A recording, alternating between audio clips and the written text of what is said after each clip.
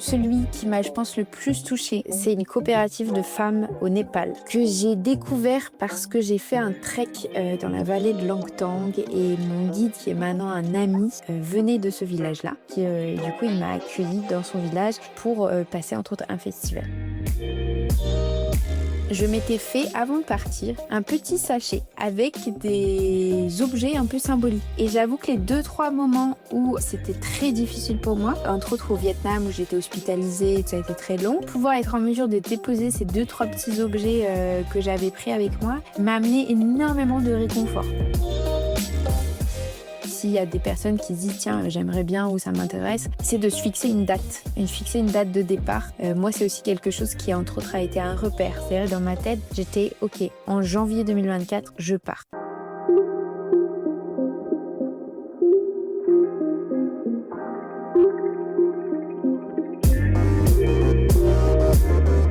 Bonjour et bienvenue sur Storylifique, le podcast 100% outdoor. Je suis Anne B et je te propose de découvrir avec moi des explorateurs, aventuriers, sportifs de haut niveau et autres dévoreurs de vie qui vont te parler de leur parcours inspirant pour réveiller ton envie de vivre tes rêves. Car si l'on fait, toi aussi tu peux le faire. Et simplement en écoutant, tu soutiens déjà la reforestation car ici, on ambitionne de planter des arbres avec les oreilles. Alors n'hésite pas à partager ce podcast. Un grand merci d'avance. Ce jour, nous allons voyager dans la géographie, mais surtout suivre une enquête internationale sur les traces du changement. Justine Durocha, coach et conférencière en entrepreneuriat social et santé mentale, passionnée de durabilité et de changements sociétaux durables évidemment, s'est mise en tête d'aller voir sur place diverses expérimentations de transformation sociétale. Le changement, l'Occident l'a oublié, est la norme et non l'exception. Alors comment changer puisqu'on n'a pas le choix et comment changer en mieux ? Dans cet épisode, pas de théories qui balancent leurs pieds dans le vide, pas de réponse définitive, mais une exploration concrète ancrée dans l'humain qui a mené Justine à parcourir seule l'Europe et l'Asie du Sud-Est à la rencontre de ceux qui testent différentes embarcations pour naviguer ce long fleuve pas si tranquille de la vie en société. Un épisode taillé sur mesure pour ceux qui pensent que voyager, c'est aussi étendre le champ mental des possibles. Celui qui a planté un arbre n'a pas vécu inutilement, dit un proverbe indien. Depuis le début de ce podcast, je rêve de transformer mon projet en forêt et je le fais avec l'ONG Graines de Vie et vos oreilles.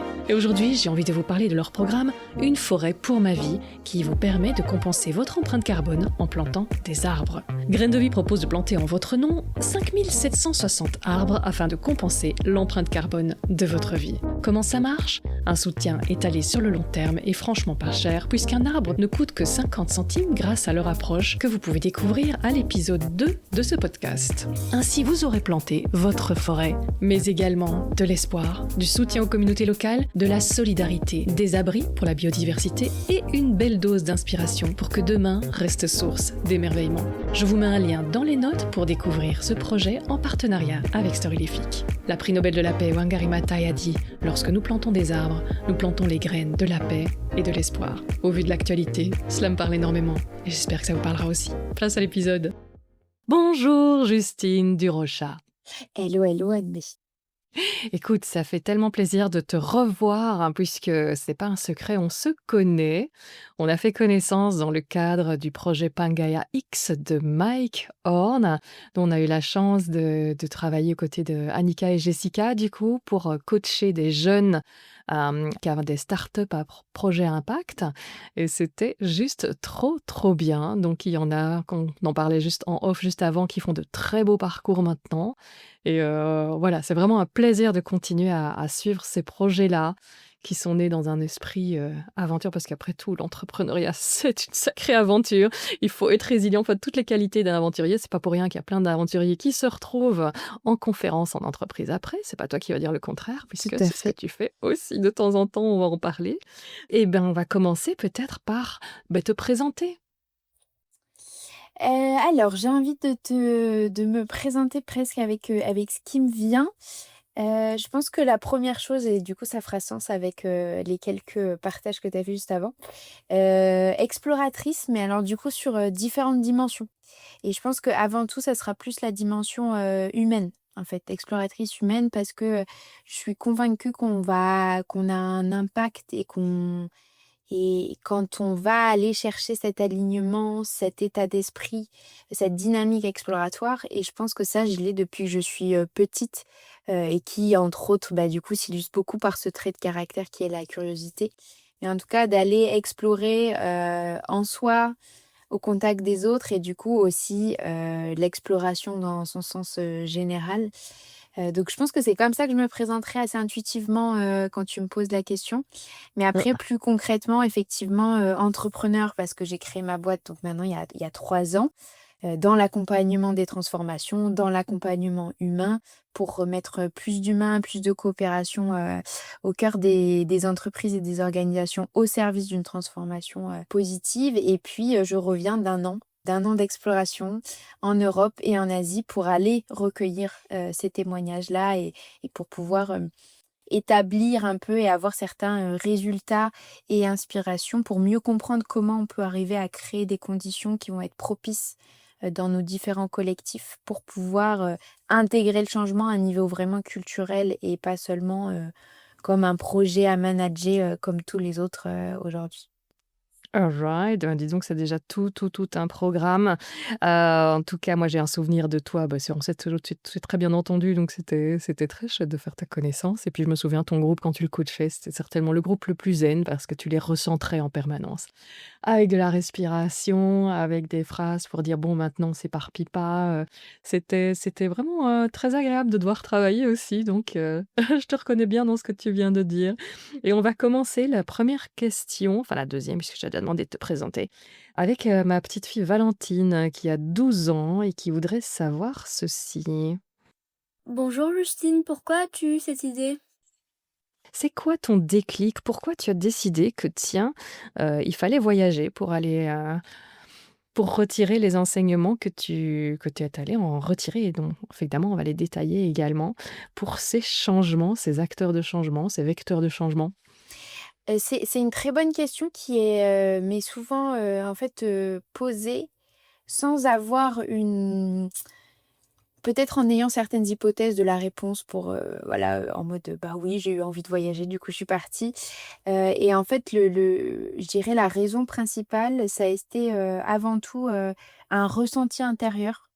Cette sensation d'être dans un cadre qui ne me permet pas de me connecter à mon pouvoir d'agir, d'autant plus renforcé par les constats que je faisais en entreprise ou dans les organisations il y a une société qui évolue, il y a des enjeux, il y a des crises et on a le souhait de changer pour certains, mais cette, sensation d'être perdu, de pas savoir par où commencer, de pas savoir comment faire et en même temps de se rendre compte que, bah, par rapport aux enjeux et à leur échelle, juste le considérer comme, bah, on va essayer de juste mener cette politique en interne et s'arrêter là, ne suffisait pas.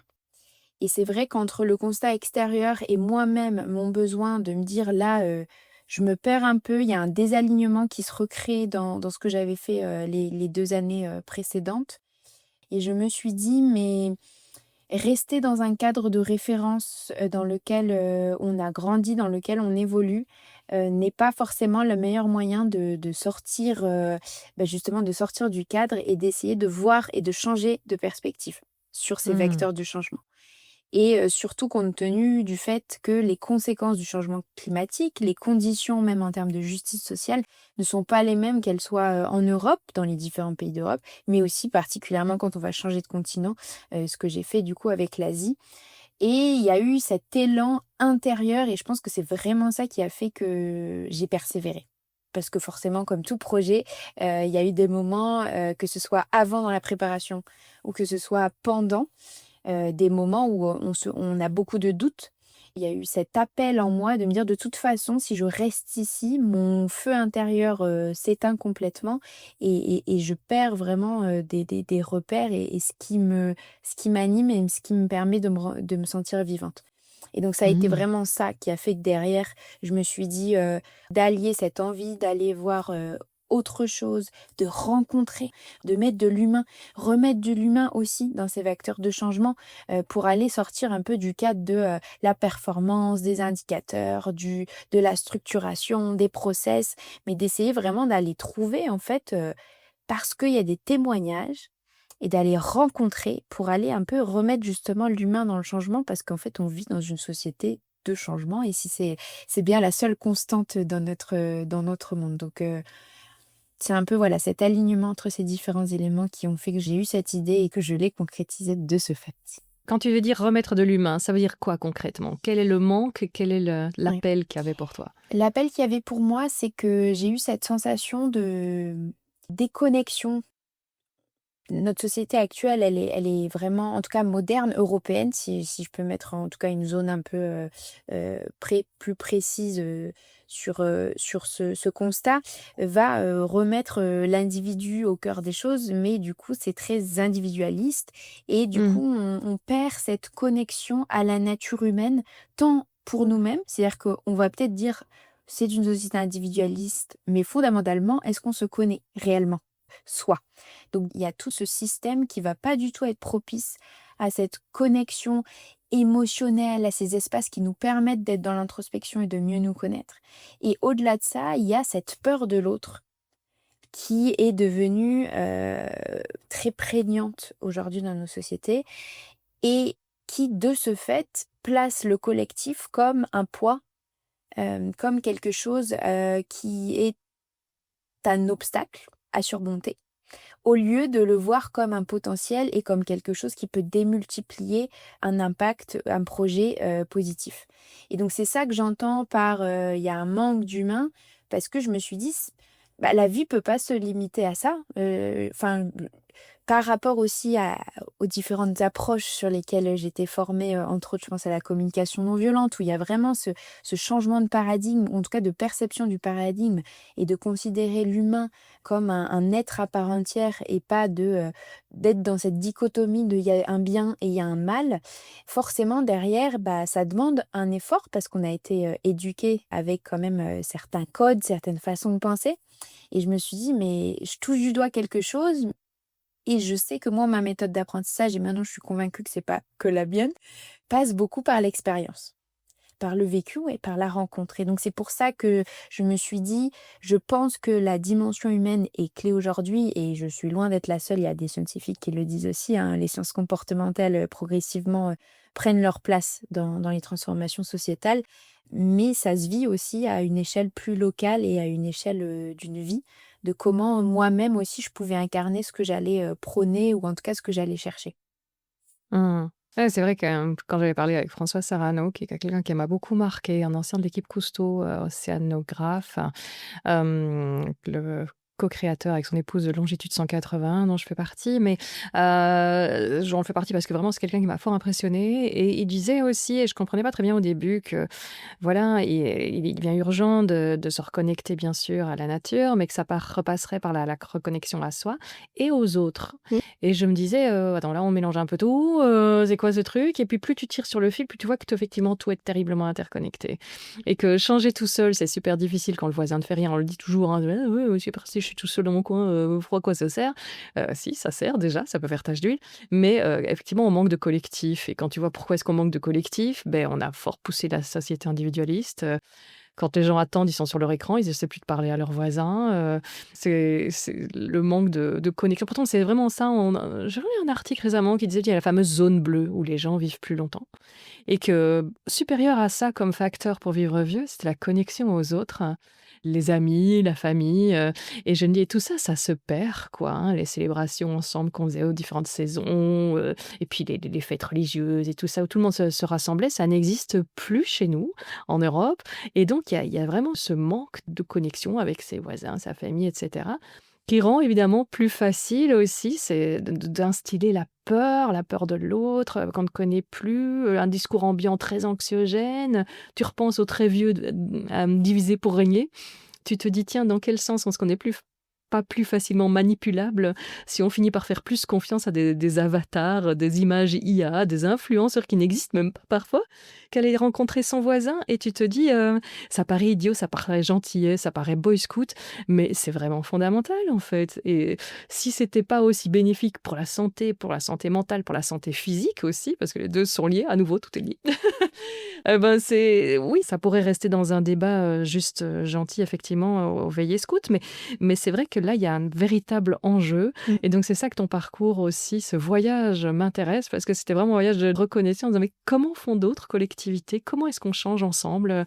Et donc, ça me passionne vraiment de savoir ce qu'est devenu Moving Ways. Alors, comment tu as décidé que tu allais faire ça? Comment tu as décidé, comment tu as financé ça?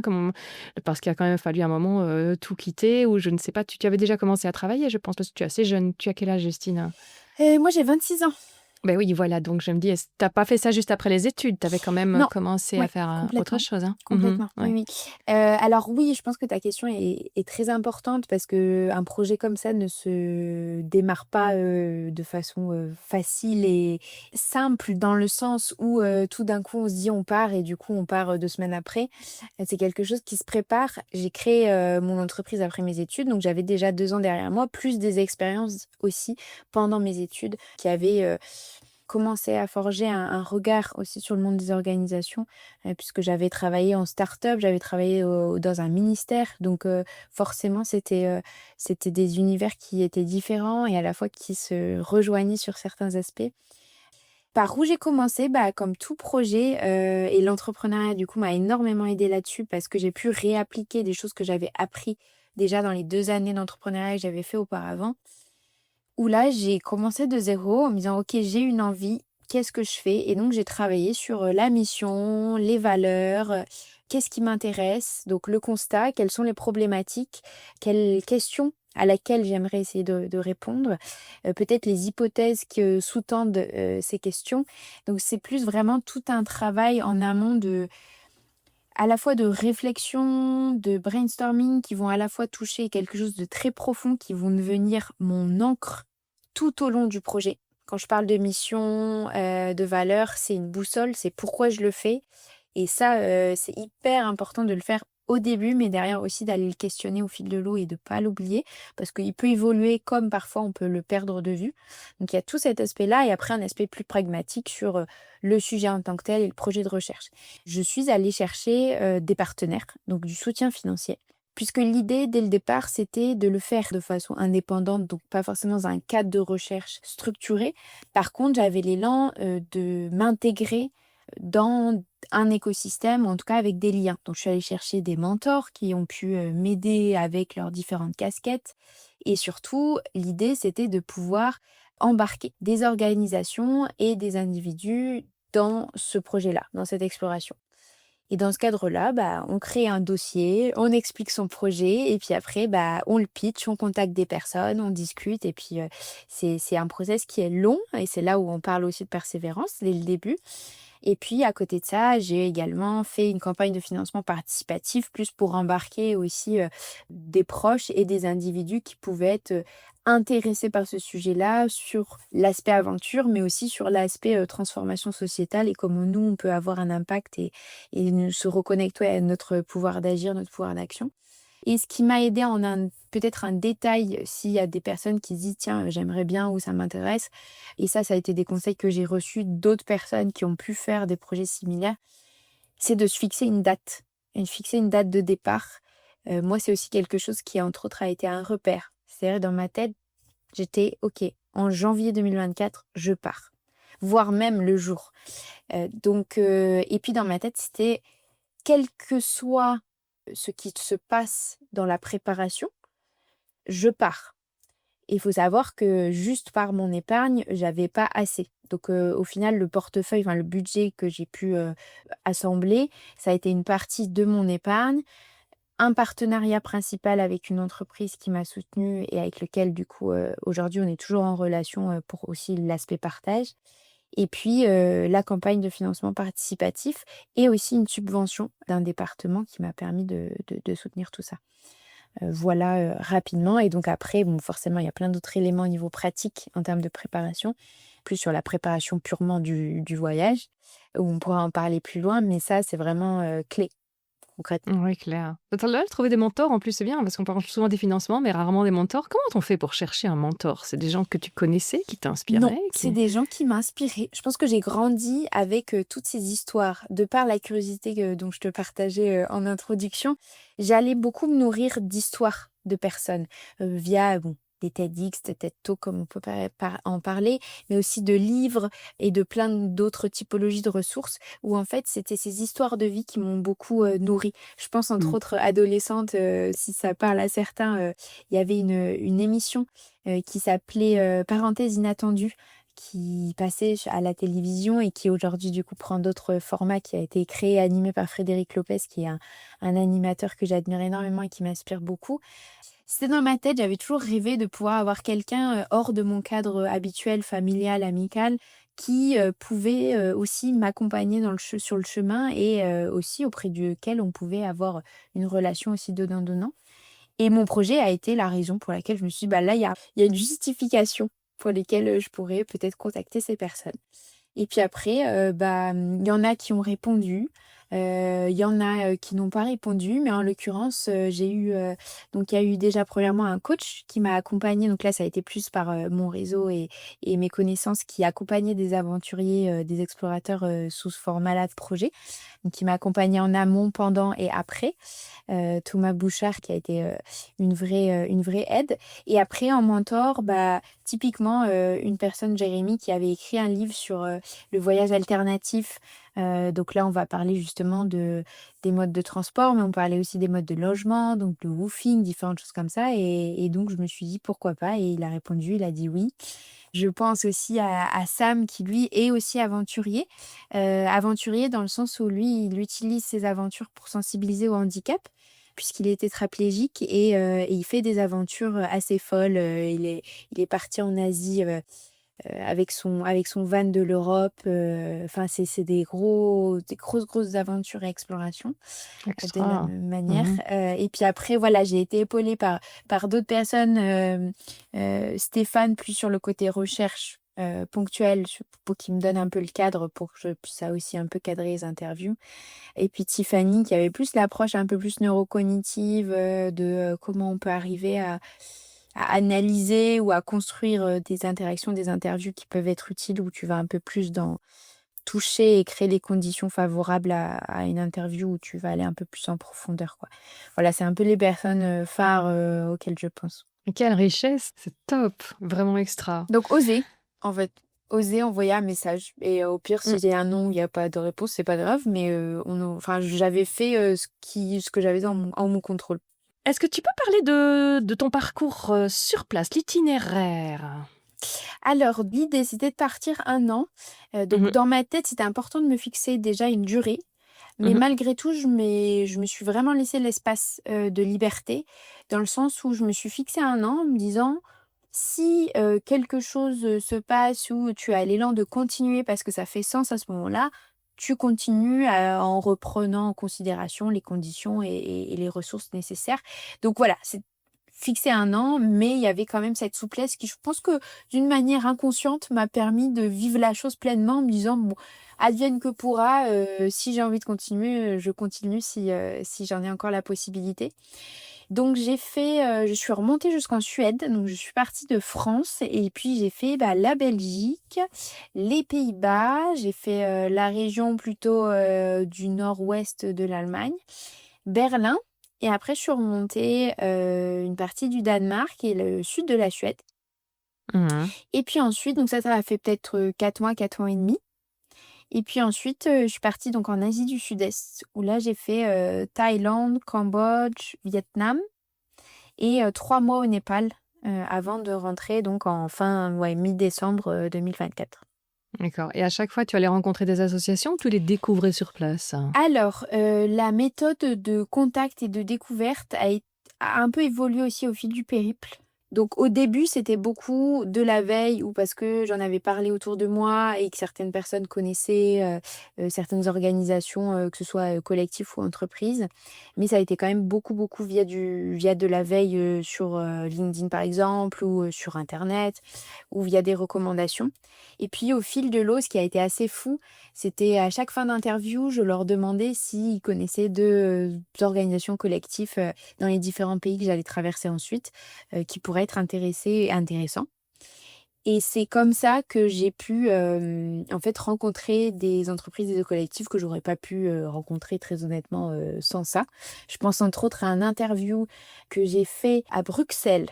Mais en l'occurrence, elle habitait dans le nord de l'Allemagne, à Lübeck.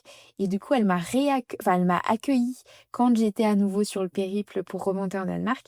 Et elle m'a mis en contact avec un collectif, un projet au Vietnam, à Hue, que j'ai rencontré, que j'ai pu rencontrer parce qu'il y a eu ce lien. Et c'est pas le seul exemple, mais c'en est un en particulier. Ouais, extra, extra. Et justement, commençons un peu de chauvinisme pour notre tout petit pays, hein. Que je dis toujours, c'est même pas un département français, donc voilà, c'est un pays un peu pour rire. D'ailleurs, c'est sans doute pour ça qu'on rigole beaucoup. Qu'est-ce que tu as été voir en Belgique?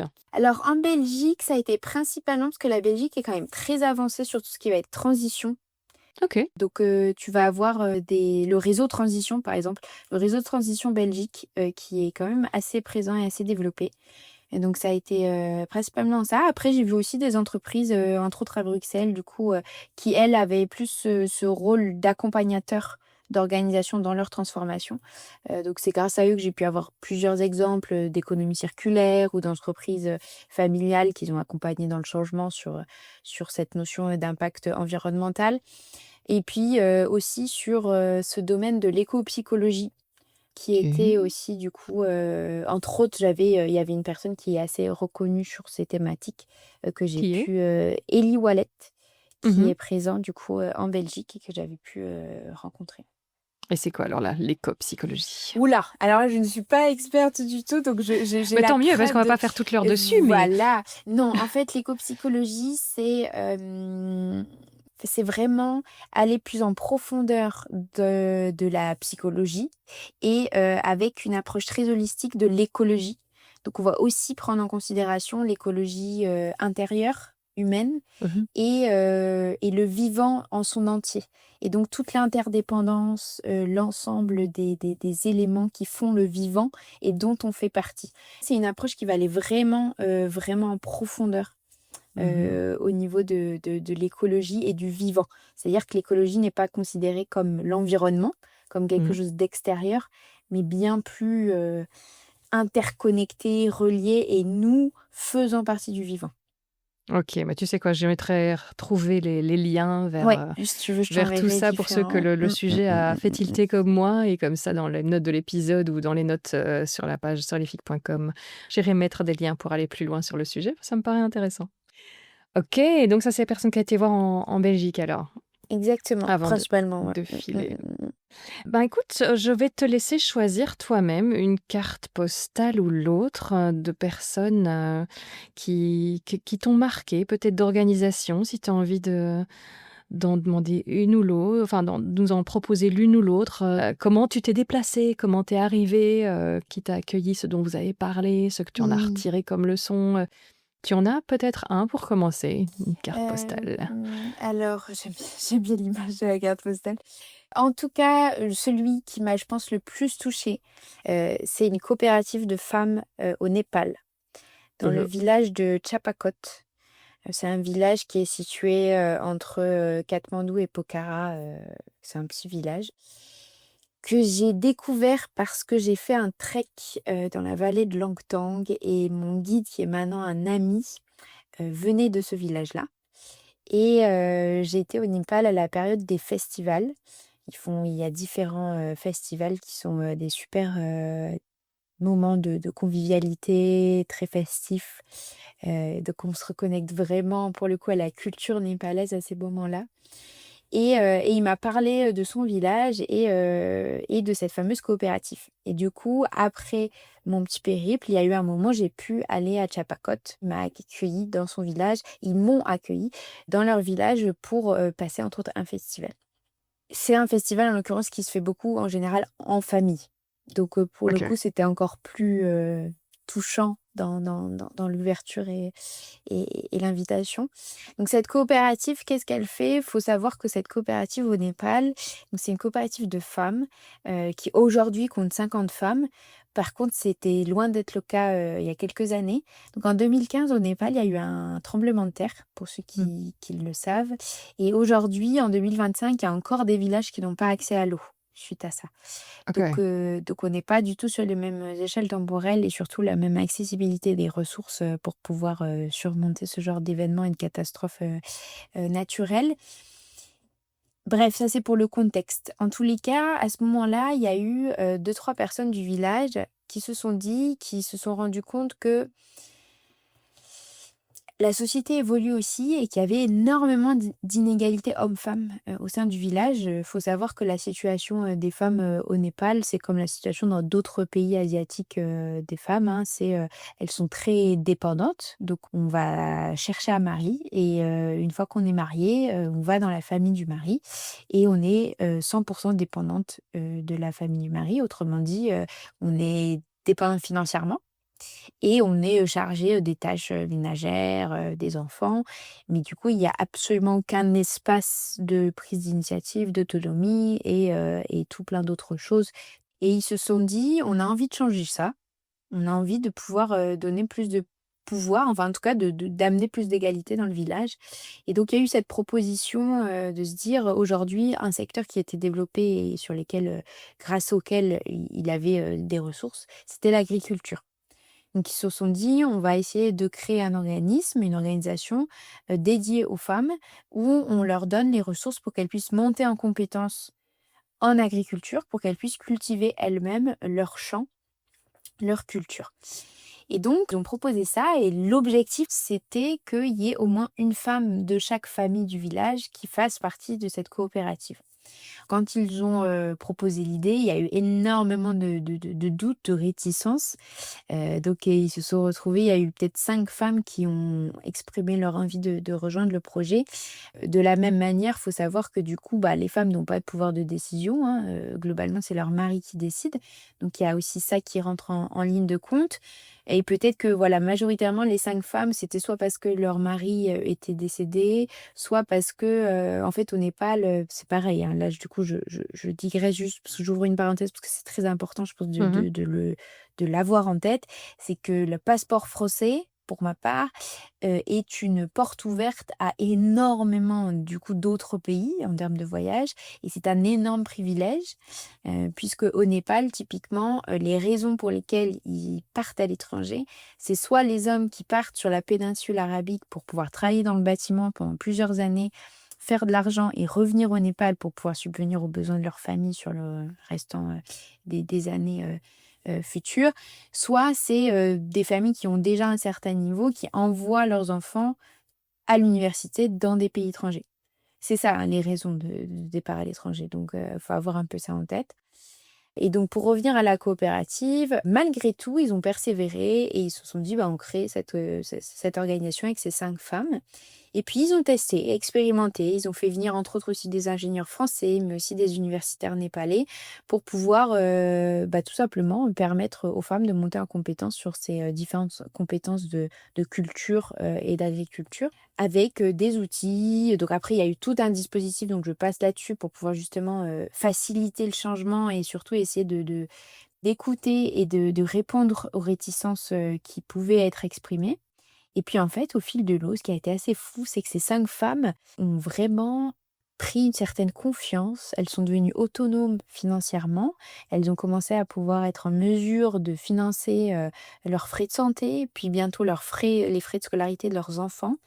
Et on a vu là pour le coup un trait culturel qui a changé, c'est-à-dire qu'elles ont gagné beaucoup plus en respect, surtout de la part des hommes dans le village. Et donc au fur et à mesure, ça a eu, et tu parlais tache d'huile en introduction, il y a eu cet effet boule de neige, cet effet d'inspiration, où en voyant ça, d'autres femmes se sont dit: C'est intéressant. Et aujourd'hui, c'est une coopérative où il y a 50 femmes, donc les 50 familles du village. Et aujourd'hui, elles aident même d'autres femmes dans d'autres villages pour développer ce même type de projet de coopérative. Excellent. Voilà un exemple très concret et donc du coup très riche en termes de recherche et en termes de compréhension de quels sont un peu les ingrédients essentiels qui pour eux étaient vraiment utiles et qui ont permis cette transformation réellement culturelle. Parce qu'aujourd'hui, c'est un des rares villages où il y a une réelle égalité et respect mutuel entre hommes et femmes. Et ta grande leçon qui est transposable par ici pour toi, c'est quoi? Puisque tu fais la recherche derrière tout ça? C'est cette force de l'expérimentation, cette force de rendre tangible une idée, de se dire on commence petit et on persévère là-dedans. C'est pas parce que dès le départ, il y a pas, 50 femmes qui adhèrent que du coup ça ne marchera pas et qu'on abandonne et c'est cette expérimentation qui a permis aux autres personnes qui étaient en spectateurs, spectatrices, de se dire: «Tiens, ça m'intéresse» et c'est ça tout le pouvoir aussi de l'inspiration et ça, c'est un élément clé dans la conduite du changement, c'est de se dire de toute façon, il y a ce besoin d'expérimentation, il y a ce besoin de créer un espace où certes il y a de l'incertitude, mais on teste et après on avance avec. Et on est dans une approche itérative, surtout dans un monde qui devient de plus en plus complexe. Il y a ce besoin-là, tant sur l'aspect pur d'amélioration continue et de pertinence par rapport aux besoins, que dans l'inspiration et du coup de l'adhésion des personnes qui vont derrière pouvoir peut-être prendre part au projet ou le soutenir d'une manière ou d'une autre.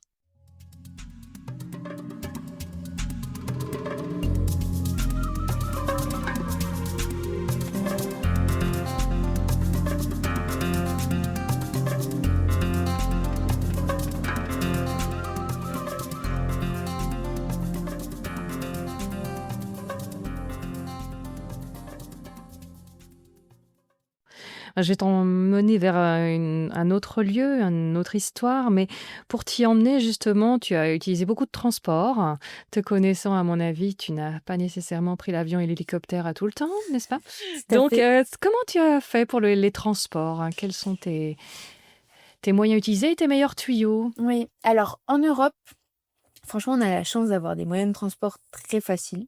Donc Mmh. ça a été principalement train, bus et ponctuellement, j'ai fait du stop et de la marche. Globalement, ça a été principalement ça, parce que du coup, je suis montée de France à la Suède, via des transports, on va dire, terrestres. Et je pense très sincèrement que je l'ai pas forcément exploité parce que c'était pas l'objectif de mon voyage et que j'avais déjà assez de changements de repères.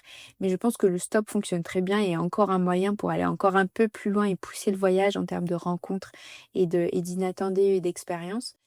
Et Asie du Sud-Est, bah, étonnamment, en Thaïlande, le train est quand même assez développé, surtout les trains de nuit. Donc ça a été train, bus également. Pareil, Cambodge, bus. Après voilà, c'est bus, hein, concrètement en Asie du Sud-Est, c'est bus. Vietnam, ça a été bus et un train de nuit aussi pour remonter progressivement et Népal, bah, de toute façon, il y a pas 10 000 possibilités.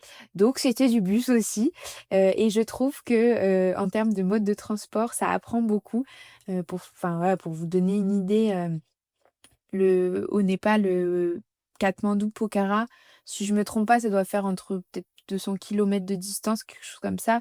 En bus, on prend en général 8, 9, 10 heures et encore c'est très dépendant des conditions, météorologiques. Heu, Mmh. donc ça apprend énormément, le temps long et je m'attendais à le vivre de façon quand même un peu brutale et en fait pas tant que ça. Ça s'est vraiment plutôt bien passé. Et pour les logements, tu faisais comment, en fait? Alors les logements, Europe, couchsurfing majoritairement. Au début, j'étais plus chez l'habitant, mais dans un cadre, typiquement, tu vois, chambre d'hôte ou des choses comme ça, parce que c'était aussi mon élan. J'avais vraiment l'élan de pouvoir être chez l'habitant aussi. Ponctuellement, auberge de jeunesse, mais le couchsurfing a extrêmement bien marché. En Europe, ça marche très bien. Alors pour ceux qui ne connaissent pas, c'est vraiment une application, exprès, où, des personnes, en fait, ils ont un espace pour, accueillir quelqu'un pour dormir, d'où couchsurfing, s'ils ont un canapé de libre. Et donc c'est un super moyen aussi de rencontrer et moi j'ai été je pense que ça c'était une expérience aussi, j'étais stupéfaite et agréablement surprise de la confiance que les personnes qui m'accueillaient me faisaient. La plupart d'entre eux m'ont donné leur double de clé pour que je sois autonome dans mon quotidien, Donc Mmh. ça, typiquement, c'était assez fou. Donc Ouais, ça fait du beaucoup bien de ça. voir ça. Ouais. Oui, franchement, j'étais plus en mode, «Merci de m'accueillir déjà, je m'adapte à vous» et en fait, c'était automatique pour eux, quoi. C'était: «Bah, non, on va se débrouiller, je te donne mon double, OK, Mmh. fabuleux». Donc ça en Europe principalement et puis après, Asie, du Sud-Est a été, oui, auberge de jeunesse. En fait, chez l'habitant, c'est plus complexe, Bah, oui, parce qu'aussi il y a des lois dans certains pays où ils ont pas le droit d'accueillir un étranger. exact, ouais. Donc s'ils le font, c'est un peu, voilà, hors du cadre. Ouais, ouais, Donc je sais bien, en Birmanie, on avait été ça très a été, étonnés qu'il y a une fille qui venait voir sa mère, qui avait un restaurant là-bas. Elle était à l'hôtel, elle ne pouvait pas loger chez sa mère parce que bon, même en même famille, tu cette vois? ah oui? Même ça, ouais, parce qu'elle était étrangère, donc ouais, ouais, ouais, c'est Ah ouais, non, j'aurais pas étonnant. pensé à Oui, ce je me dis: point-là. «Ah ouais, à Donc ce oui, point-là, ouais». Donc du coup, ouais. ce que tu me dis ne m'étonne pas, Mmh. ouais. Donc plus complexe, donc c'était auberge de jeunesse et puis forcément les prix sont un peu moins chers donc parfois c'était aussi Mmh. d'avoir, u une petite chambre à soi, ça fait du bien, hein, comme, Ouais, ouais, on clair. dit. Donc oui. Mmh. Alright et du coup, beh, pour t'emmener, au prochain endroit, bah, on va laisser Amandine te poser une question. Bonjour Justine, quelle est la solution qui t'a la plus étonnée? Voilà, peut-être une qui t'a vraiment, «Waouh! Ah bon, c'est possible?» Mmh, Ça va me demander un petit temps de réflexion. Peut-être tu en peux l'avoir. préambule, il y a pas alors du coup je ne sais pas ce qu'elle entend par solution, mais je pense que pour nous les auditeurs et auditrices, c'est important de le dire. Il va pas y avoir, une solution, je me suis dit: «Il faut l'appliquer partout», hein, il y a Mmh. pas de solution unique, il y a pas une recette, qui marche partout, Miracle. voilà et donc ça, c'est important de l'avoir en tête. C'est plutôt au contraire d'arriver à comprendre les ingrédients, quelles sont les conditions propices et derrière d'arriver à se les approprier. Mais par contre là où j'ai été surprise, alors du coup, j'ai plusieurs éléments. Mais un peut-être en particulier alors que j'ai pas, fondamentalement vécu, je l'ai vécu par intermédiaire par le récit, qui m'a été fait, par Alice. Donc Alice, je l'ai rencontrée à Berlin. Elle a créé une ONG ou association, en tout cas collectif, qui vise justement à regrouper du monde pour aller, creuser, approfondir tous ces sujets de transformation. Et elle, ce qu'elle a fait, entre autres, un des projets, qu'ils ont fait, ça a été autour de cercles de parole auprès d'anciens ex-soldats qui revenaient avec souvent, bah, PTSD, je sais pas, en Enfin post-traumatique, des trucs voilà, post-traumatiques, hein, ben, voilà, voilà syndrome et post-traumatique, elle ouais. m'a vraiment relaté des retours d'expérience et comment, ces cercles de parole ont été extrêmement puissants pour ces personnes-là et alors, j'en étais déjà un minimum convaincue de la puissance des cercles de parole, mais alors typiquement, l'exemple qu'elle m'a donné et l'expérience qu'elle m'a relatée m'a extrêmement touchée parce que, ces cercles de parole, c'est un cadre avant tout. C'est un espace. C'est un espace avant tout et ça typiquement c'est un des c'est même pas un des, c'est le concept et même au-delà du concept, que j'ai pas de mots parce que c'est assez, impalpable, mais en tout cas c'est cet élément, cette notion qui est ressortie de l'ensemble de mes recherches, c'est cette notion d'espace. On a cette capacité de nous reconnecter à notre pouvoir d'agir à travers des espaces où on est déjà acteur ou actrice. Et ces espaces-là, c'est, typiquement des espaces où on va être en interaction avec d'autres personnes ou alors ça va être un espace intérieur aussi, ça marche. Mais en l'occurrence, les cercles de parole, dont elle me parlait, c'est un espace où l'idée, c'est de justement créer et de co-créer avec les personnes présentes dans le temps long, parce que du coup, c'est à plusieurs reprises. Alors ça peut marcher aussi de façon ponctuelle, mais l'effet va avoir, forcément va se démultiplier plus on construit une confiance, parce que c'est des espaces où il va y avoir une sécurité émotionnelle, psychologique, une ouverture du dialogue, une écoute, un partage, sans jugement. C'est des espaces où du coup, moi aussi, j'ai pu déjà aussi les expérimenter qui sont extrêmement puissants. Donc c'est pour ça qu'après on peut entendre parler de cercles de femmes, au cercle aussi du coup d'hommes, de cercle de parole en son entier. C'est un outil qui est très simple, mais ça s'apprend un minimum sur comment tu peux tenir et ouvrir ces espaces-là, mais c'est extrêmement transformateur. Mmh. Intérieurement et en fait tu le disais, aussi à un moment, tu disais à quel point aussi l'autre peut être, un miroir et en fait, les transformations, c'est pas que soi, c'est aussi en relation. Et je pense que les cercles de parole en est l'illustration et des concepts qui se sont appropriés ce cercle de parole. C'est entre autres aussi, je pense, à la justice restaurative. Je ne sais pas si ça te parle. Non, ça je Non? connais Ok. pas. Donc la justice restaurative, en quelques minutes, c'est justement l'idée, c'est d'aller un peu de sortir du mode habituel de notre justice pénale principalement, qui va être vraiment dans on va juger un acte. Et du coup, la personne qui l'a effectué est égale à son acte. Donc en fait, on va vraiment euh, l'étiquette de la personne, c'est le crime qu'elle a commis.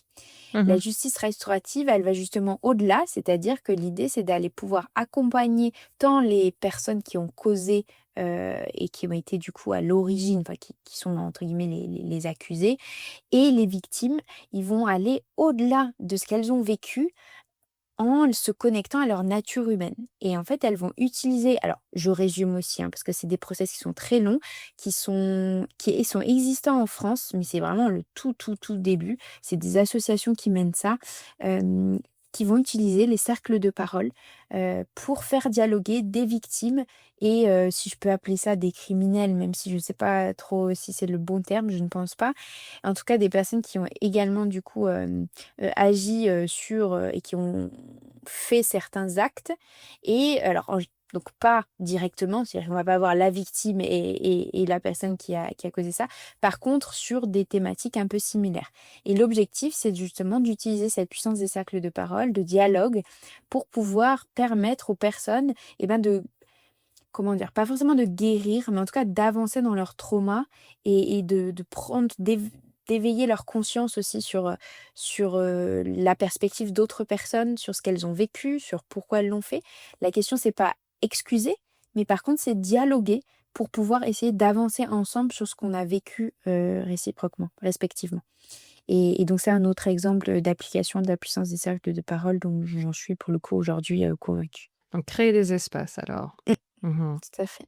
Donc, ce que tu dis, de créer des espaces pour, quelle que soit la thématique, qu'elle soit compliquée, sombre, comme tu viens d'expliquer, bah, si possible, pour solutionner, hein, pas rester dans le Mmh sombre, mh. ou alors vraiment lumineuse, vraiment des choses. Ces histoires, à nouveau, on revient à faire communauté, être ensemble, c'est vraiment important. Ouais, ouais. Mmh. Et on en revient à cette question de l'intention, tu vois? Comme tu Mhm. disais en résumé, l'idée, c'est de créer des espaces et effectivement, les espaces vont pas avoir, forcément les mêmes intentions.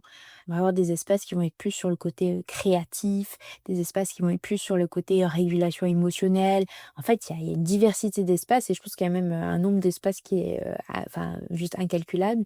Ouais, ouais. Mais cette question de quelle est notre intention et derrière, comment nous, on se co-responsabilise aussi pour occuper cet espace d'une certaine manière et en faire quelque chose ensemble. Et je pense que c'est clé. Et dans ces espaces, forcément, il y a des temps introspectifs et des temps collectifs. Ouais.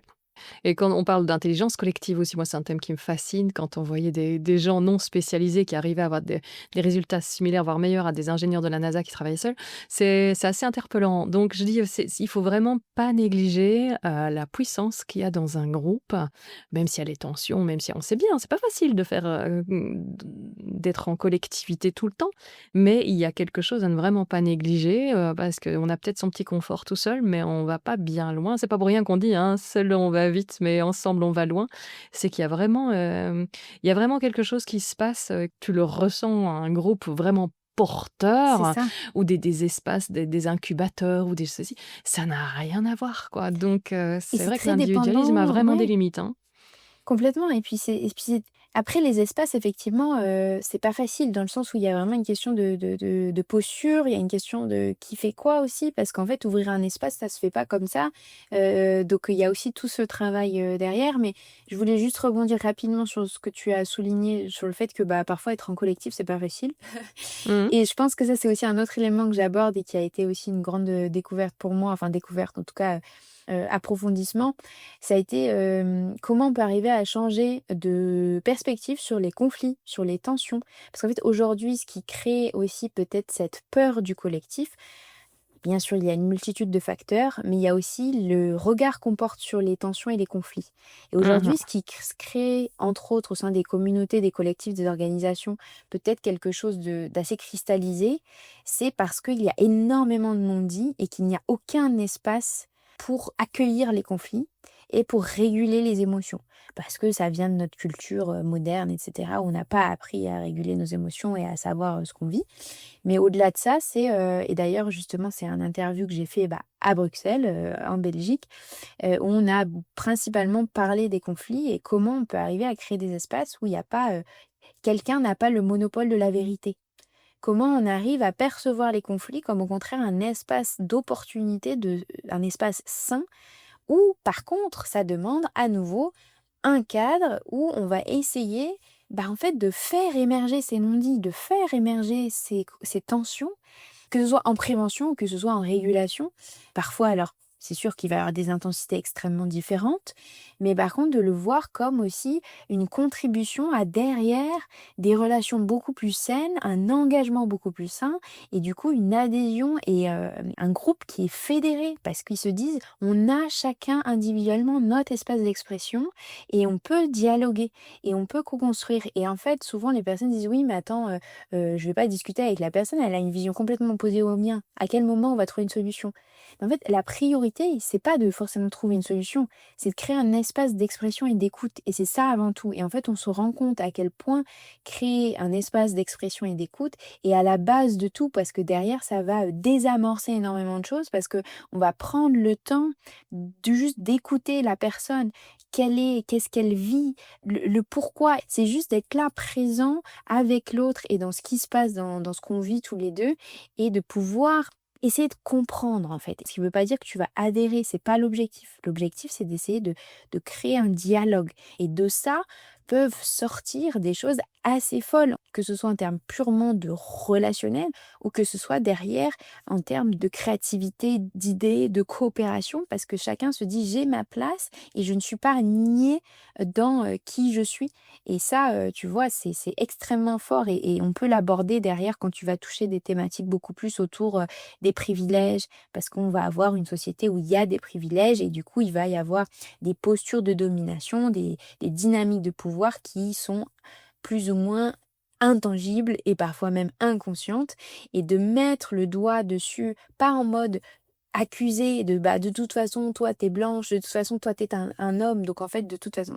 Non, mais de juste mettre des mots dessus et se dire, bon, qu'est-ce qu'on en fait? Parce qu'en fait, nos privilèges, on peut les utiliser au service du bien commun. Comment on fait pour co-construire un cadre où il y a plus d'inclusion? Ouais, et ça, ce qui est absolument dingue, c'est bien plus que des KPI et cetera. Mm. Là, il y a vraiment un gros enjeu de productivité et de pérennité des entreprises, donc elles ont tout à y Exactement. gagner. C'est complètement central, quoi. On a voulu un peu, considérer l'individu comme un outil de travail, hein, c'est les ressources humaines. J'ai enfin, voilà, on est vraiment assimilés à des machines mais ça marche pas du tout. Ça marche pas parce que ça rentre pas dans le cadre temporel qu'on s'est fixé. Tu vois, tu parlais de Mmh mh. KPI. En fait, notre système s'est fixé sur de la pure performance et du court terme. Donc, c'est Mmh. sûr que quand on parle de nature humaine, en fait, on n'est pas sur le même rapport temporel.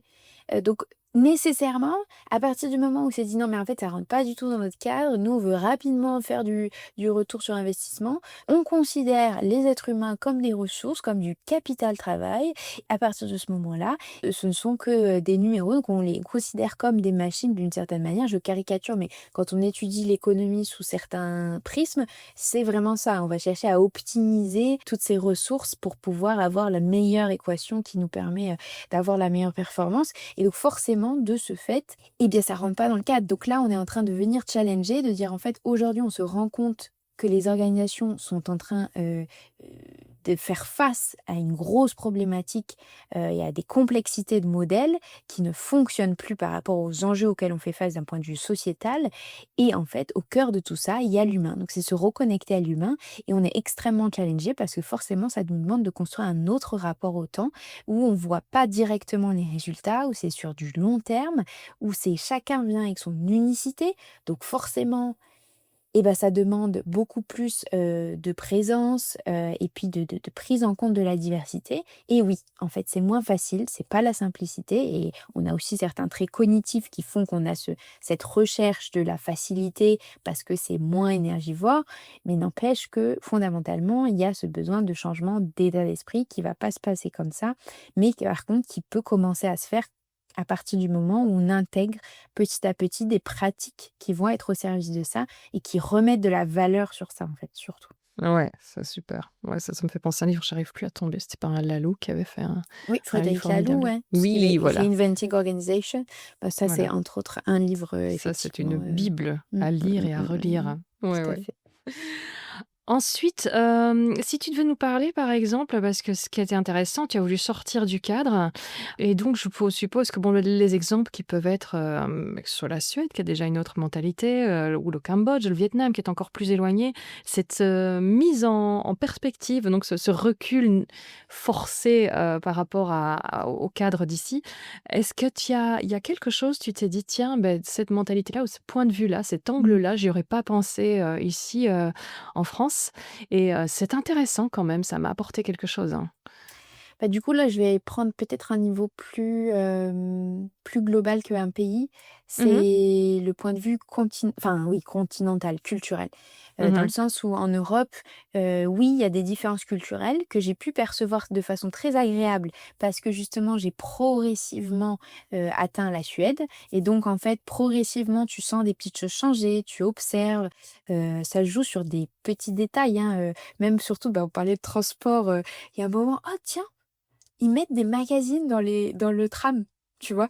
Et c'est libre service. Donc tu vois, c'est des petits exemples comme ça où tu dis: «OK, là, je sens qu'il y a un petit switch progressif de culture» ou alors il y a pas de barrière, dans les transports en commun. Je sais pas pourquoi moi les transports ont été enfin, sont je trouve une illustration entre autres, hein, d'une culture, Mmh, mmh, de mmh. comment on perçoit l'être humain.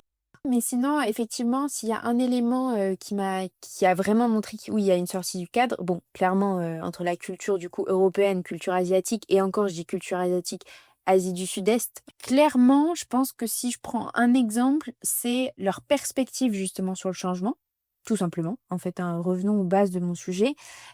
Aujourd'hui, en Europe ou dans les pays occidentaux, on va avoir quand même une approche du changement et des transformations comme quelque chose de très difficile, et c'est ça qui va créer ces résistances.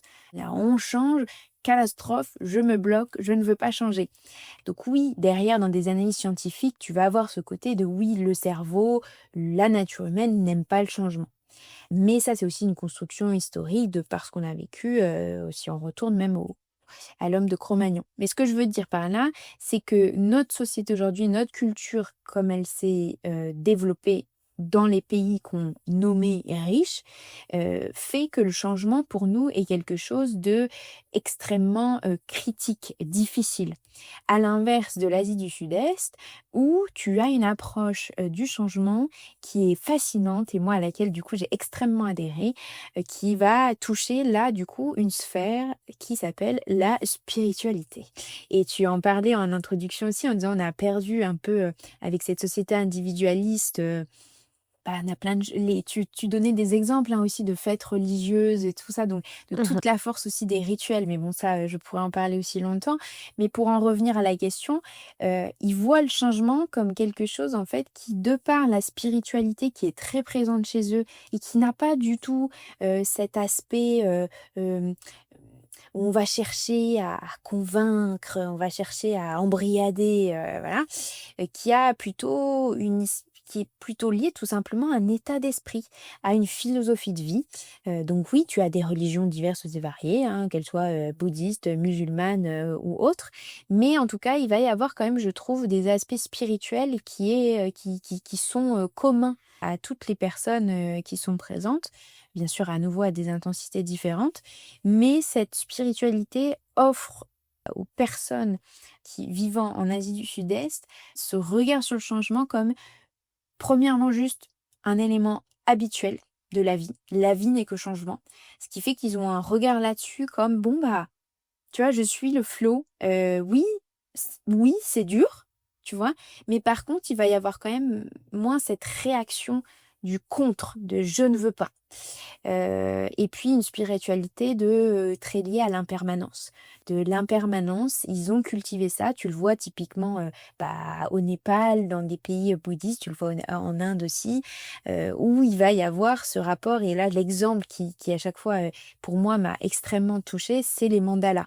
Mhm. Entre autres au festival dont je parlais plus tôt au Népal, ils font plein de mandalas devant leur porte. Donc les mandalas, c'est avec du sable, de couleurs. Donc ils prennent énormément de temps à les faire parce que du coup ça forme. Il y a des formes, c'est magnifique. Et en fait, un coup de vent, de la pluie, le mandala disparaît. Et je crois que la pratique du mandala aussi est très intégrée dans la pratique bouddhiste en tant que telle, où parfois ils passent des heures, des jours à faire des mandalas qui vont disparaître en un instant. Et ça, c'est une pratique qui cultive énormément notre rapport à l'impermanence et à quel point on peut arriver à créer une relation hyper saine et apaisée avec l'impermanence. Ce qui fait que oui, ça, typiquement, cette sortie du cadre presque extrême, hein, parce que il y a un rapport à la spiritualité, oui, mais en fait, ça fait partie de la vie. Enfin, il y a une philosophie de vie qui est vraiment dans l'accueil de ce qui se passe. Mais bien sûr, aussi, il y a les difficultés, je retire pas du tout ça. Mais bon, forcément, tu me vois peut-être venir, il y a un élément qui change tout, c'est le degré de confort. Mhm.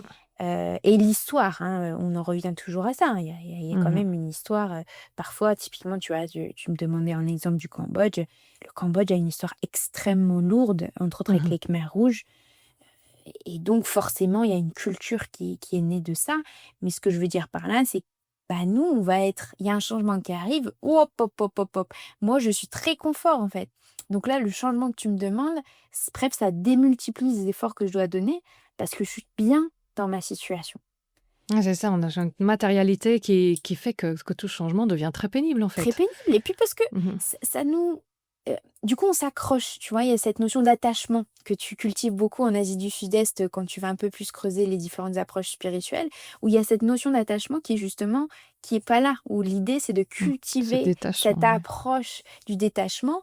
Et moi, ce que j'aime bien quand même en petite astérisque de pas de patch, ne pas dire, c'est pas tu es détaché de tout et donc du coup tu n'es pas touché.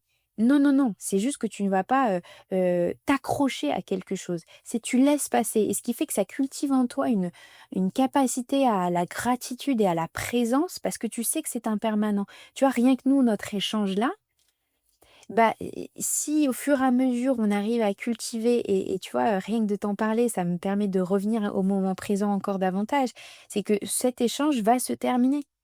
Et donc, Mm. cette se dire: «C'est la vie, c'est le phénomène de la vie», mais d'avoir cette conscience fait que derrière on cultive encore plus, on a encore plus de gratitude pour, ce qu'on vit et ce qu'on a ou ce qu'on est, tu vois? Waouh! Alors ça, c'est une perle à retenir de l'épisode. Je crois qu'on vient de la trouver. Non, c'est vrai, ça me le rappelle aussi. C'est vrai que là-bas, il y a le dharma, il y a Shiva. Shiva, enfin, c'est le destructeur, donc on a toujours l'impression que c'est très négatif, mais non, parce que le destructeur permet aussi un renouveau. Oui, c'est vrai que reprendre le fait que le changement soit la norme, le fait de changer nous-mêmes, changer nos modes de vie, et que ça peut être pour un mieux aussi, ben, c'est vrai que c'est très sain. Oui, merci du rappel. Vraiment, c'est une belle chose à mettre en exergue. Et donc, ce serait peut-être la réponse à Amandine alors. Ce qui est le plus étonnant, c'est à quel point d'autres ont facile à envisager le changement par rapport à ce que nous, Mmh. nous vivons, peut-être. Et ça se joue, on peut l'intégrer dans notre quotidien avec des petites pratiques, en fait. Mm. Parfois on se dit: «Oui, bah, ça paraît vraiment, Ouais. intouchable, enfin, c'est très Mm. compliqué» et en fait, c'est toujours ça, c'est revenir à l'expérience, revenir à ce qu'on vit, en fait, à notre quotidien et il y a des pratiques très simples, hein, tu vois? Se déconnecter, par exemple, de la performance en disant: «Bah, tiens, qu'est-ce que j'aime faire? J'aime dessiner, bah, je dessine, mais je m'en fiche de ce que ça va donner». Des choses voilà, la méditation bien sûr, parce que bon après bon, c'est parce que c'est une pratique que j'ai, mais toute cette reconnexion, au présent, c'est des petites choses qu'on met dans notre quotidien qui peuvent nous aider en fait, tout simplement à essayer d'être davantage, adeptes, Mm. de ce changement, de prendre des temps où on fait de la rétrospective, de se dire: «Bah tiens, qu'est-ce qui a changé ou qu'est-ce qui s'est passé. Voilà, parenthèse, en effet, il y a des choses qu'on vit, qui sont extrêmement difficiles. Avoir de la gratitude, c'est très compliqué, voire même ce serait très imbu de ma part de demander que tout le monde ait de la gratitude en fonction de ce qu'on vit. Mais dans l'idée, quand même, c'est d'arriver à prendre un pas de recul.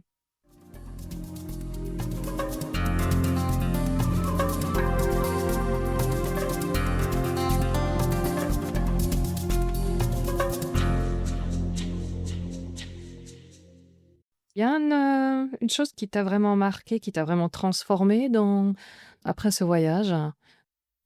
Alors, oui, enfin, tu vois, c'est un grand oui. Après, les changements, je continue à les percevoir. Globalement, en fait, c'est le processus du voyage, tu vois. J'en reviens à ce que je te disais, où j'ai beaucoup été nourrie par ces histoires de vie, où parfois, beaucoup, voire même dans le storytelling de certaines, il y a vraiment ce côté de j'avais ma vie, il y a eu un événement et ça a tout changé.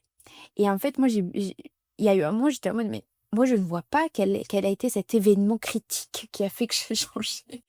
Et donc, j'étais en mode, je veux arriver à cultiver, au contraire, le fait que, vu que je me nourris d'histoires de vie, bah, que grâce à ça, j'attends pas le moment fatidique qui fait que pour pouvoir peut-être prendre des décisions et changer radicalement, tu vois. Donc, ça, c'était un petit aparté.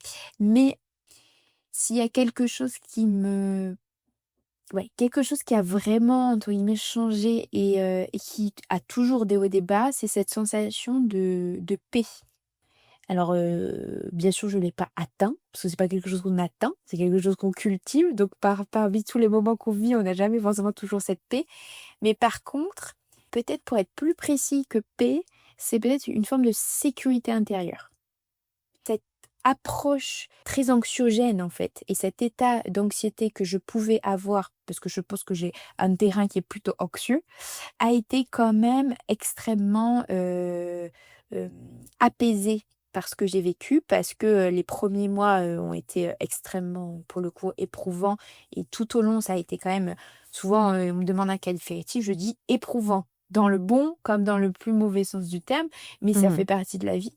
Et donc c'est vrai que là, de le voir au quotidien, de me rendre compte que oui, je suis beaucoup moins dans essayer de planifier des choses. C'est-à-dire qu'avant, tu vois, je devais aller quelque part, je regardais en avance l'itinéraire et du coup, au final, ça me faisait le regarder 4 fois jusqu'au moment où je devais prendre mon vélo. Enfin, tu vois, des choses vraiment basiques ou de me dire, tiens, il faut que je trouve un café très précis. Donc, je cherchais sur Internet pour savoir dans quel café. Puis maintenant, je suis en mode, bah non, tu te balades et puis tu le trouveras bien. Enfin, il y a une forme, tu vois, de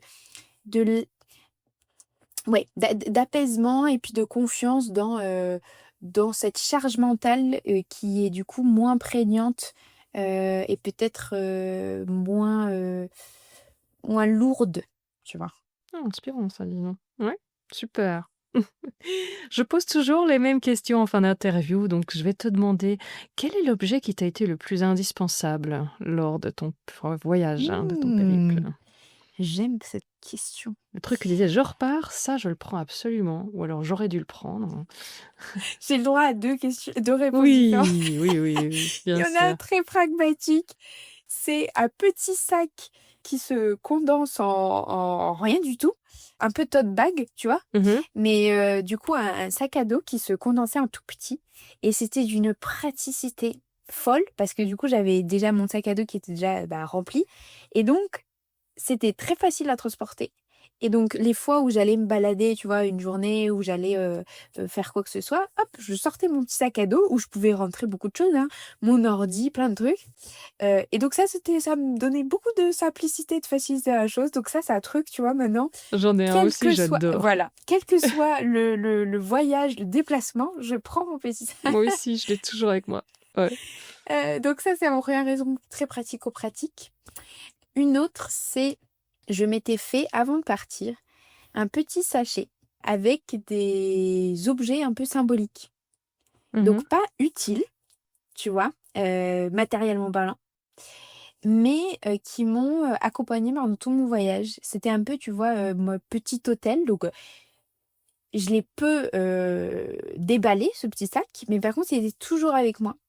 Et j'avoue que les 2-3 moments où c'était très difficile pour moi, entre autres au Vietnam où j'étais hospitalisée, et cetera, et du coup ça a été très long. Et bah, à ce moment-là, je vais te dire que les moments où j'étais dans la phase de, j'ai le mot en anglais qui me vient, mais de recovery, où voilà, Mhm. après, Rétablissement. merci, rétablissement. Et bien, j'avoue que d'avoir sur ma table de nuit dans le petit studio que j'avais loué pour me remettre, quoi, et ben de pouvoir être en mesure de déposer ces 2-3 petits objets que j'avais pris avec moi, m'a amené énormément de réconfort. Ah ouais. Voilà. Ah oui, tu peux pas te sentir beaucoup plus seule en voyage que dans un hôpital?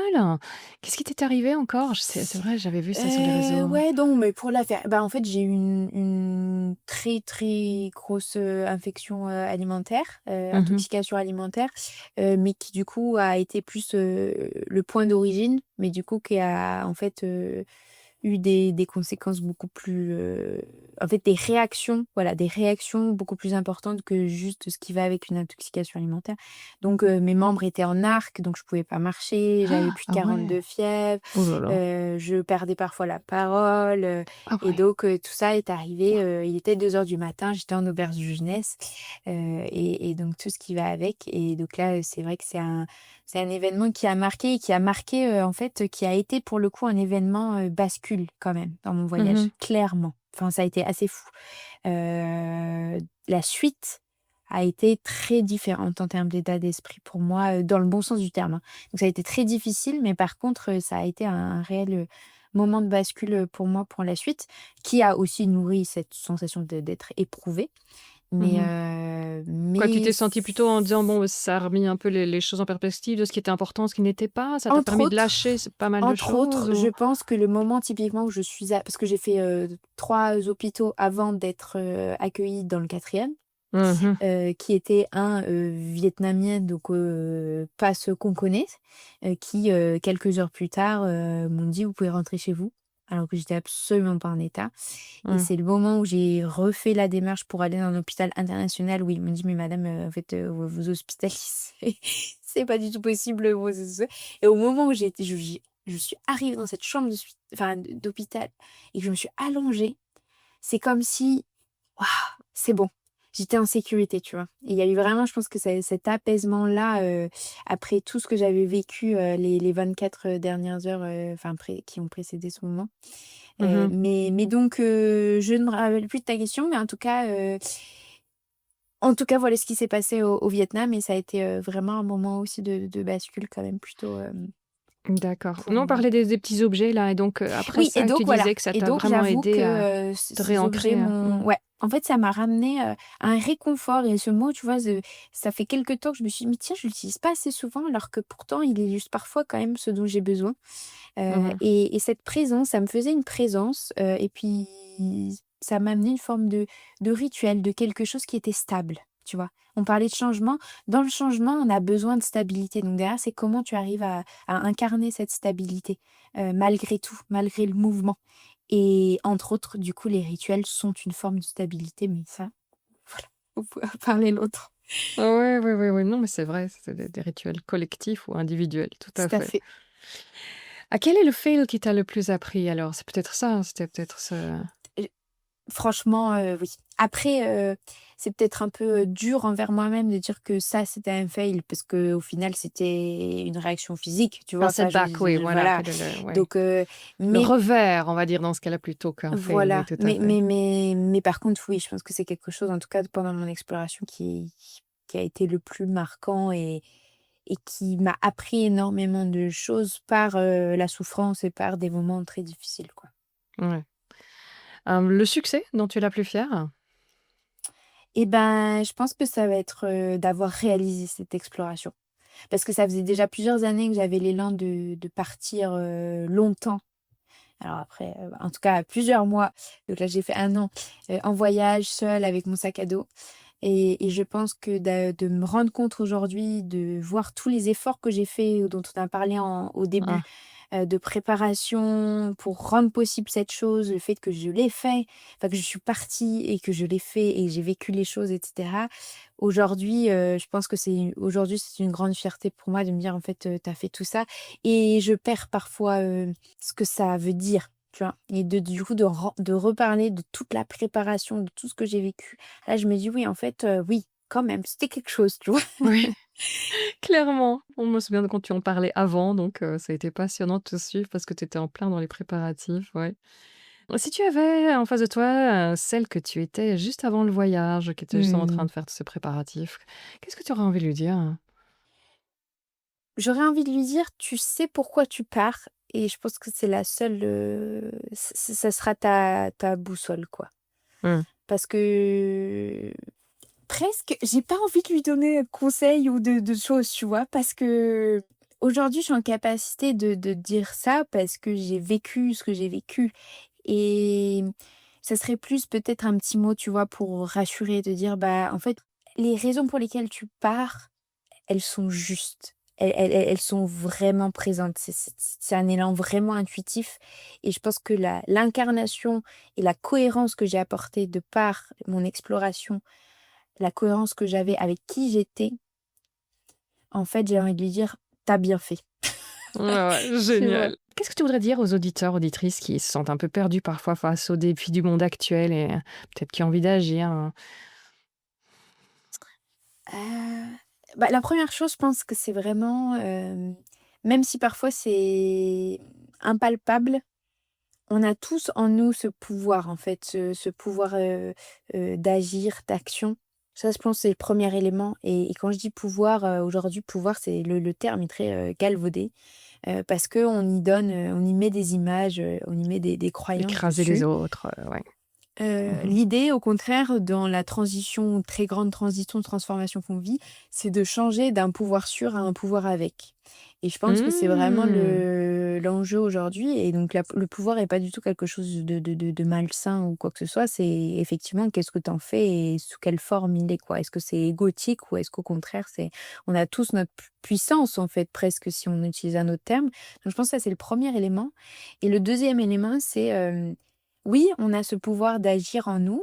Par contre, bah, pour qu'il puisse émerger, il y a cette notion de culture dans le sens le cultiver et culture dans le sens où ça prend du temps parce que derrière, de pouvoir intégrer, dans qui on est, mais aussi dans notre espace, dans notre environnement, dans nos interactions, tout ça, ça prend du temps. Mais du coup, ça serait revenir à la connaissance de soi pour savoir, en fait, ce qui peut venir en soutien.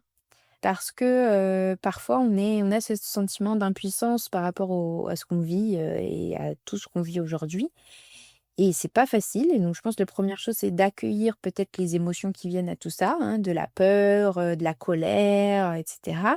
De laisser cet espace, d'accueil et derrière de se dire: «OK, concrètement, revenons un peu à ce sur quoi j'ai le contrôle et peut-être à ce aux éléments qui me permettent de voir concrètement ce qui change, de voir les impacts, tu vois? Et ça, c'est un autre élément dans les transformations, c'est le fait de rendre tangible quelque chose va tout changer sur à quel point on va arriver à pérenniser la chose.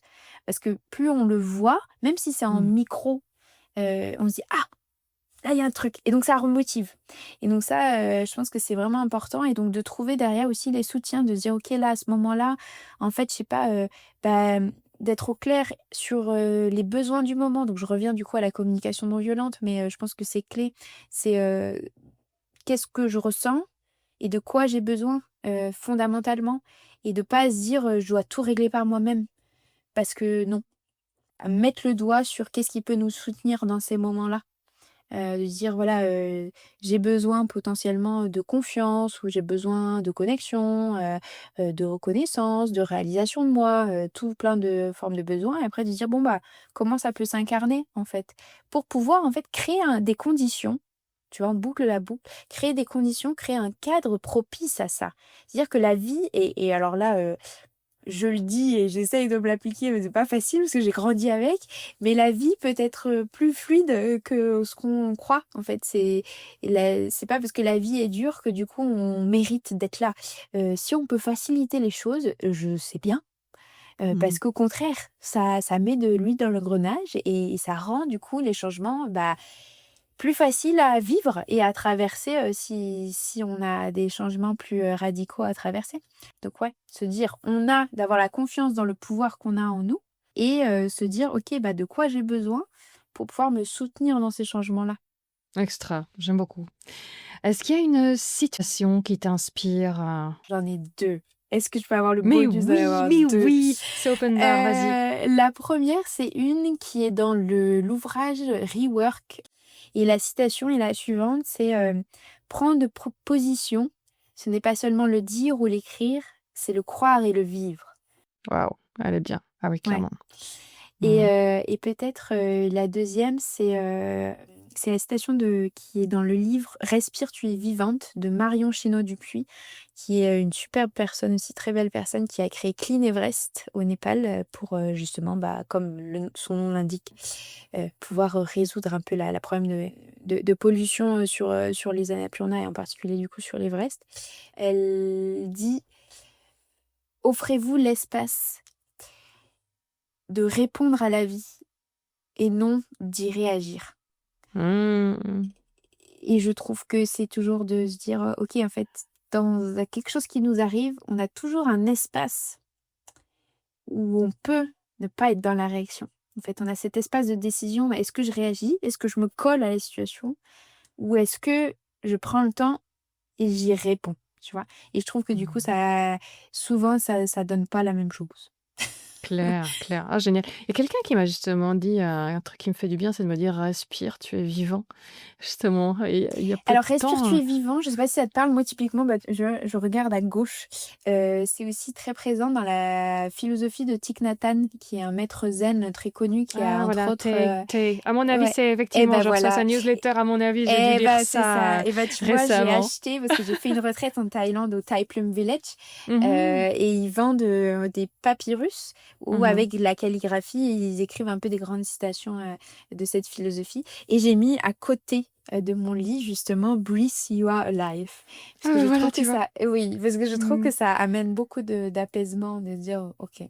Ouais, il y a un Plum Village en France aussi, Oui, hein? bah Je sais pas oui, si ah bah, au contraire, c'est la plus grande communauté, mais j'ai découvert ça en Thaïlande, va savoir pourquoi. ah ouais, oui, oui, oui, mais c'est vrai que c'est très présent. Je l'ai revu aussi effectivement, je sais plus où en voyage, moi je crois que c'est en Thaïlande, je dis: «Oh tiens, ça c'est l'écriture de Thé et c'est ah ouais, j'ai» Ouais, c'est très présent. il est Moi, il est c'est vraiment partout, ouais. c'est parce qu'il y a 5 personnes totalement différentes qui ne se connaissaient pas, que j'ai interviewées, que j'ai rencontrées, qui m'ont toutes dit: «Justine, faut que tu ailles creuser Plum Village, faut que tu ailles creuser la philosophie de Nathan». Et il y a un moment, je me suis dit: «Bon Justine, là, quand même, on t'oriente quand même pas mal». Ouais, ouais, Et ouais. c'est pour ça que j'ai pu les contacter pour pouvoir, faire une retraite qui initialement n'était pas ouverte, du coup aux étrangers, Ah et donc tu là-bas. as été? Oui, au Thai Plum Village, ouais, du coup. Oh, tu Mmh. vas faire une toute petite parenthèse pour m'en parler parce qu'écoute, moi j'ai quelqu'un dans ma famille qui va régulièrement à celui de France, Oui, ah bah oui. donc Ouais, ouais. En fait, moi, j'ai découvert donc et à nouveau, mon projet m'a permis, je pense, d'ouvrir les portes de cette retraite qui était une retraite, dédiée plutôt aux personnes, du coup, Thaïlande, Indonésie, Malaisie. mmh.